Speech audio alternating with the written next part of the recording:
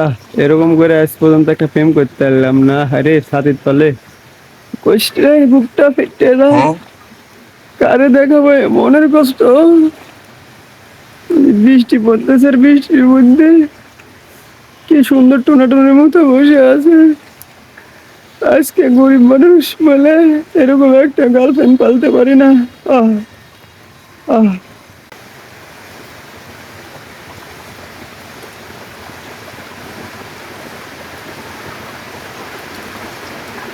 ওদের মধ্যে কি হচ্ছে, কি কথা হচ্ছে আপনারা বলতে পারবেন?